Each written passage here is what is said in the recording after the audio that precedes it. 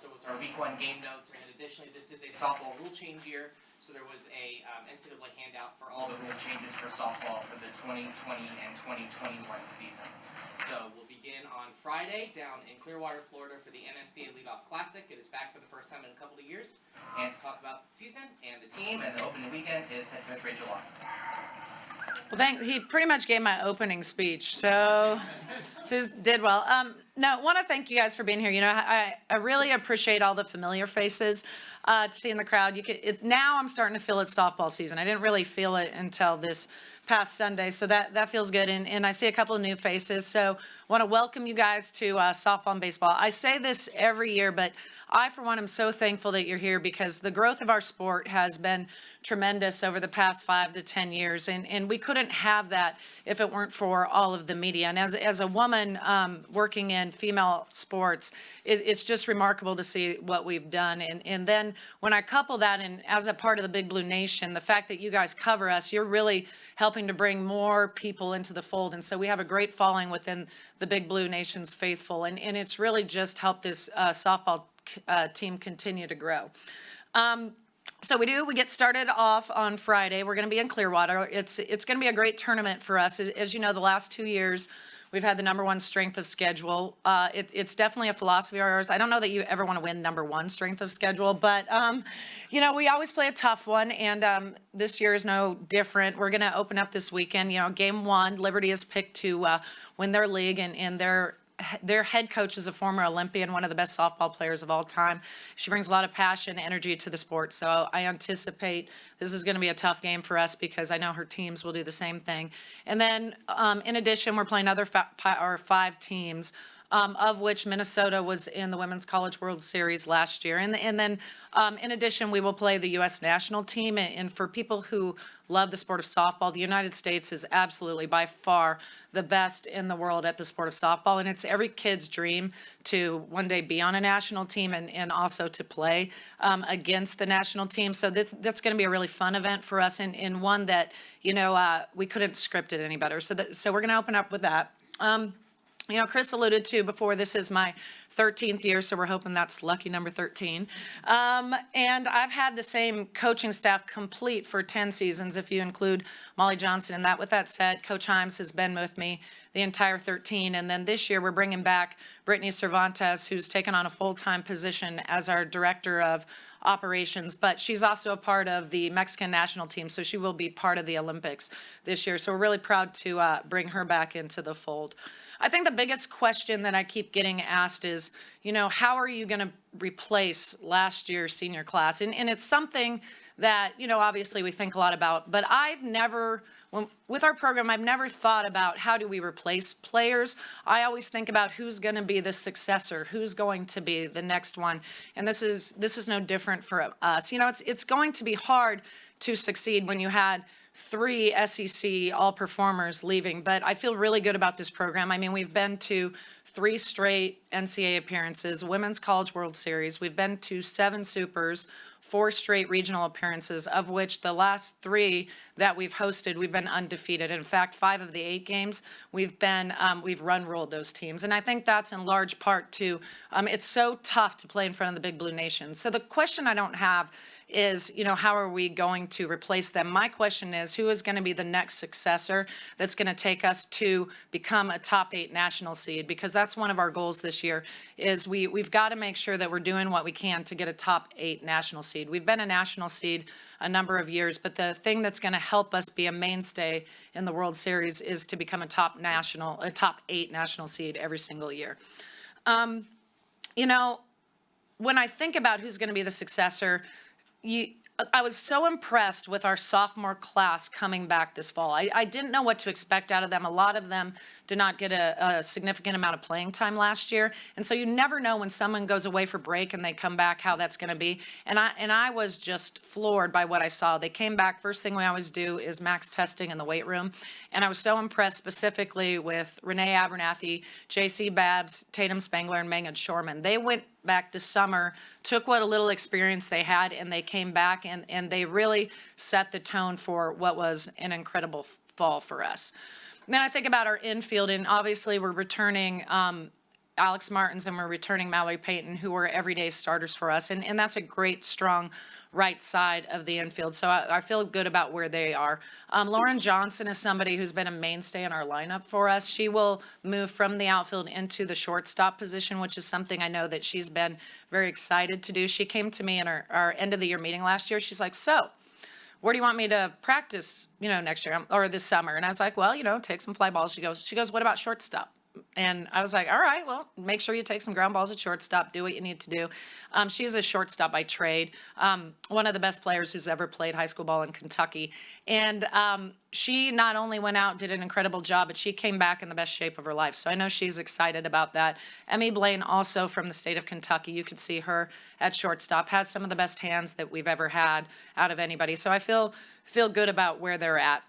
From an outfield perspective, we return Bailey Vick. She'll probably be a mainstay out in left field. She is one of the best defensive players in all of the SEC. She is so exciting. She can dive and get balls in front of her. She can get balls at the wall. She's got unbelievable range out in the outfield, and she's continued to work very hard at the offensive side of the game. Her freshman year, she was unbelievable offensively. Last year, with the rule changes, with the things that happened in the box, that was a little tough for all slappers in the country. But I know she's done an amazing job with that, really has sewn herself. So I'm looking forward to what she can do. Kayla Kowalik, who was in center field a lot last year, you're going to see her behind the dish quite a bit. She'll make the move. That's her natural position, is to be a catcher. But our team last year was stronger with Jenny Shaper behind the dish, and then Kayla out in center field. So you'll see her make the move into catching. And then we also brought in two outstanding catchers in Cassie Lindmark and Gabby Dieters, who are also great. So we have unbelievable depth in the catching position, and everyone who's followed Kentucky softball knows that is probably the hardest position to play in all the country, is the catcher at the University of Kentucky. So I demand a lot of them, and I believe these three will respond. We have 7 newcomers in total. And I didn't know what to expect out of them either. But then this fall, I thought, honestly, we were going to be pretty terrible. And we went out, we played 5 Power 5 teams. We went out, we won all the games, and I was shocked and kind of disappointed because I couldn't really yell at the team, because I thought for sure I was going to be able to, you got to do this better and you got to do this better. And they were so dynamic out on the field. It was almost surreal. I didn't understand what I was looking at. And a lot of that had to do with with Riley Smith, who came in. She is just, when the lights go on, and there's just something different about her. You don't see that in many athletes. She really enjoys playing on game day. She has the ability to stay in the moment and to just block out all distractions. She's incredibly fast. She's very powerful, very exciting freshman to watch. In addition, in the freshman class, I had alluded to already our 2 catchers, Emmy Blaine, but you also have Miranda Stoddard, Sloan Gahan, and I already said Emmy Blaine. So we have a great staff, our freshman crew that's going to come in. And then finally, when you talk about the pitchers, we're returning 5 pitchers. Obviously, Grace Ballman and Autumn Humes had the majority of the pitching time, but Megan Shorman was arguably our best pitcher this fall. And then you look at the depth that we bring with Larissa Spellman, Tatum Spangler being our only left-handed pitcher in the lineup, and then the 2 freshmen, Miranda Stoddard and Sloan Gahan. So we're very deep in the pitching circle, which is where I believe we need to make the largest jump this season. So with that said, that's pretty much how we're shaking up right now. We have time for questions. How long do you think it's going to take for the chemistry behind the plate? If memory serves, you've had like 2 catchers the last 7 years. Yeah, it's crazy because it was like national, you know how there's a national day for everything? And there was National Catchers Day a couple of days ago. And I thought about it, and since being at Kentucky, the 3 catchers, the main catchers that we had, all 3 had become all conference at Kentucky. So that's kind of interesting, and we have 3 now. So, it's more about the comfort from the pitcher standpoint. I think everybody's very comfortable with Kayla. She is got a big personality. So she's somebody who loves the spotlight, and she's stubborn enough to be an outstanding catcher. You got to have that grit to you. So I think there's a comfort level, and I think that will happen very quickly because most of our pitchers are very unassuming people, and they know what they want to do, and they're good at communicating. So I think I think we're going to probably need a weekend for the jitters to get out because we have so many people in positions that they're not comfortable playing. But once they get used to the crowd and once they get used to the cameras and stuff, I think we're going to be fine. Over here on the side. Rachel, just to follow up on your catchers, you said that you put more on them than anybody maybe in the country. But you call the pitches, so what is it about playing catcher at Kentucky that isn't already inherent within the position? Well, first we look for it. So, we talk a lot about leadership on our team, but to me, the ultimate leadership position on baseball and softball is behind the dish. I have never seen a championship caliber team that did not have a championship caliber catcher in terms of the mentality of the game. I think I've only seen it one time in 20 years in both sports. And so you cannot have a team without that. So we go look for that, and they're not allowed to have a bad day. They're not allowed to drop the ball. They're not allowed to not have a strike. And also there's the game within the game. They're doing a lot of things. They're communicating to me what the hitter's doing, where they are in the box, what the umpire's calling, what their umpire's saying to them. So a lot of the pitch calling part of the game actually is relayed from the information that they give us. So it's a tough position to play, and I have no tolerance for people who aren't good at that spot. So I think that's probably what makes it. So anyone who's coming to be a catcher at Kentucky, you probably should know that. So anyway, with that said, that's why they become some of the best ever. So if you can make it through and you're a catcher at Kentucky, you're pretty good. Yes. So, speaking of Kayla, she played center field last year for the first time, was one of the best hitters on the team. Now to move back to catcher, just how important is her versatility, especially as being as young as she is? Oh, she is probably our hardest out right now, too. Her versatility is amazing, and she is just an outstanding athlete, and you can tell it when she's in the box. Her presence is unbelievable. Her ability to slow the game down and just be able to perform in the big stage is something that she's very good with. I think that at the end of the day, I think she's gonna prove to be one of the people that make the team tick, one of the people that make the team go. So so just to watch her gives you confidence. I think she's definitely going to grow to be quickly a fan favorite. Over here. Rachel, you're going to have a fast team this year. A lot of team speed. How fun is that going to be designing the lineup, and do you have that batting order set yet? That's a great question. We had a coaches clinic on Saturday, and I made a mock lineup to kind of show them what you could do with the lineup, and I was like, oh. And then even Coach Himes in the back was like, okay, here you go, big girl. Like, are you going to make the lineup? Who are you going to put in there? And she was curious. Obviously I use both of my coaches. We talk about who's going to be there, but at the end of the day, the head coach has to have the say. And, the top of the order seems to be, the question is who's going to protect Alex Martins. That's going to become the big question, because everyone knows that Alex is the best hitter coming back. She's our leading RBI hitter. She's somebody who's good under pressure. She's actually, every team has a compass. Every team has a person who's their true north, and Alex is ours. So who's going to protect her? That's where the question comes in. So, you could see Lauren Johnson right now has an unbelievable eye, and she's done a great job making solid contact. Her deal right now is she's working on when she makes contact, can she do damage with that? So she's looking like to be somebody in the top of the order. Kowalik obviously is somebody who I would prefer at the top of the order, but she very easily could move to a spot behind and protect Alex, because you have to have somebody unbelievable at that spot. Because if they're going to walk her, then we're going to have to have somebody that can make them pay, and then you got Mallory Payton, who's done an unbelievable job, and then Riley Smith. So those are the ones who constantly statistically are day in and day out get it done. And then the cool thing about this team is the bottom of our order is going to be able to turn things over very, very quickly. So then you look at, Renee Abernathy's done a great job and incredibly fast. That's a name you could get used to. J.C. Babs has done an unbelievable job with her pitch selection, and so she's somebody at the bottom of the order that's just that person you hate to pitch to, because she just doesn't swing outside of the zone. And then our freshman, Dieters has Abby Cheek power.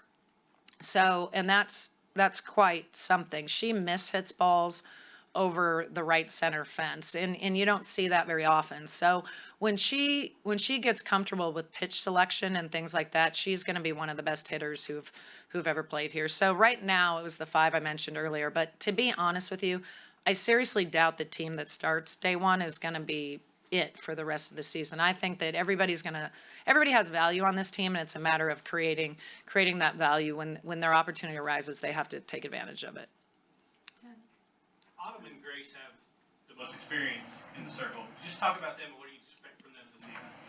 You know, Grace has hit a new level this year. If you look at the rules, the pitching changes have been helpful with that, in that she doesn't have to keep both feet on the rubber anymore. And when you're 6'2" and that tall, that's absurd. So I'm glad that rule changed. And I think that has helped her, but also because I know she was disappointed that she had been hurt at the end of last season, and she came back this fall, and, you know, we have an unbelievable training staff, and they did a great job getting her back, and now she's full go, and her pitches are just breaking all over the place. And she's also a very mature person. She's one of the smartest people I've ever met. So I know that that's really helped her now that she's a junior. Autumn Humes is, you know, you have your leaders on the field and you have your leaders off the field. She's been a great leader for us off the field. She does a great job of keeping the team together. We have great team culture, and teams say that all the time, but that's been probably one of our program's strengths, and Autumn has done a great job with that tradition. And she knows what she wants to do. Autumn has, you know, she's been to national championships. She's had a lot of awards. She knows what she wants to accomplish. So I think she's important because someone like Megan, who is incredibly talented, doesn't have that experience at the college level yet. And so you're going to have to lean heavily on Autumn and Grace to get that done. And then, of course, the freshmen also, who are unbelievable talent. Stoddard throws harder. Her and Megan throw the hardest for us. And once Stoddard it becomes more precise, she's going to be somebody to reckon with as well. So Autumn's experience will help them out quite a bit. We have time for a few more. Rachel, you always pride yourself on recruiting smart players. I assume it's going to be the same this year, and how does smart player translate to success out on the field also? You know, I do. I pride myself in that a lot, and this class is no exception. You'll take Emmy Blaine, for example. I didn't even know she was valedictorian of her high school. I saw it on Twitter, by the way, and she's like, well, you know, I am pretty smart, you know, and I'm like, yeah, I know. Her softball IQ is just absolutely off the charts. And along with that comes the understanding. So the people who do the best in our program are the ones that have an unbelievable growth mindset. And if you give them the information, they know how to take it, work backwards, and they're very self-motivated. And a lot of times, grades aren't always an indication of intelligence. A lot of times they're just an indication of your work ethic and your ability to listen to other people, whether it was your high school basketball coach or your history teacher or whatever the case is. So to me, that's really important, that you can listen to what other people tell you and you respect them enough that you can take the information and then self-motivate to get going. And that has continued to happen within the program. I'll tell you, the thing that our team right now has to figure out, and I see it in Kentucky basketball as well. The scoreboard doesn't care if you're a nice person. And that's the thing, that it doesn't care.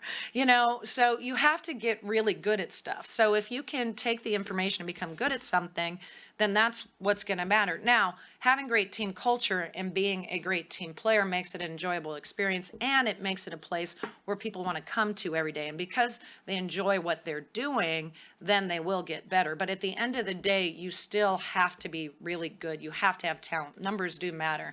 And so the thing that this team does everything the right way. Well, most of the time.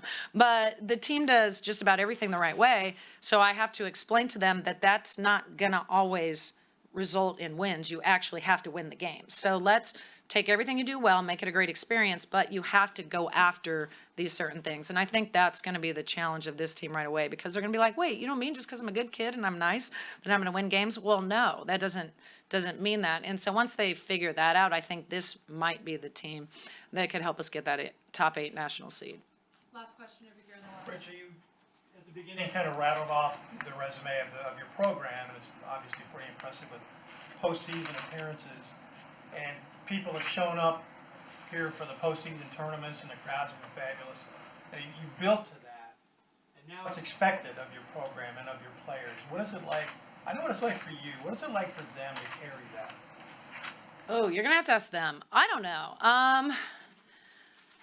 Last year, this was awesome. Alex Martin said that she says things she doesn't know when I'm listening, but I always kind of listen to her. Don't tell her I said that. But anyway, I'm kidding. I know she's in the room. So they used to do this thing that was the Hittin' Kittens, and it was pretty cool. It caught on nationally, and the team did that. And it was a good team, you know, but over the past couple of years, our offense has exploded. There was a couple of years ago, I think our offense was 172 in the nation in scoring. We were horrible. And somehow, we had great defense and great pitching, so we were able to claw our way into super regionals. And then the following year, we were like 36 in the nation or something in scoring. And then last year, I think we were the #1 team in the SEC in scoring. I might be wrong there, but we were at the top. And I remember in the middle of that, Alex, all of a sudden we're doing this cat daddy thing. And you have to understand, I have no idea what they're doing. So I see it when I'm scouting at night, late at night, I see all the antics that you guys see real time in the game. I don't even know what's happening. The dugout is a blur to me. I don't hear them. I don't listen to them. I don't know what's going on. And so I'll see it, but I had overheard her say, I'm like, what's this cat daddy thing? She goes, oh, the Hittin' Kittens, that was awesome. And we love our team and we love our tradition, but that's when we were more just generating offense. Now we're a much better offensive team, so we're going to be the cat daddies. And I was like, okay, I got it. And so I think there's a lot of pride in, we have so many unbelievable alum. And they are the ones who have gotten us to where we are now. And I was very fortunate. I took over a team that had really high character, and really I just had to organize them. And we have unbelievable resources, and I have an awesome staff. The continuity in our staff, I mean, I've had the same academic advisor, strength coach, nutritionist, leadership training, grounds crew. I've had the same people working with softball almost the entire time I'm here, and that really matters. That has been in success. And then when you take the support of, we have the best AD in the country and the Big Blue Nation, everything that they pour in and day out, you get a really successful program. So I think all of that, we take a lot of pride in that. And I think they love being a part of that, but the pressure day to day to outdo, so your deal is to leave your mark and outdo the classes that came before you. That's never an easy thing to do. With that said, I think they embrace the challenge, they love the challenge, and they love being on the big stage. So I think it's like, I don't think there's any negatives to it. It's hard. It's just really hard, but it's fun. So. Thank you, Coach Lawson. I'll hand it over to Coach Mejia. All right, thank you. All right.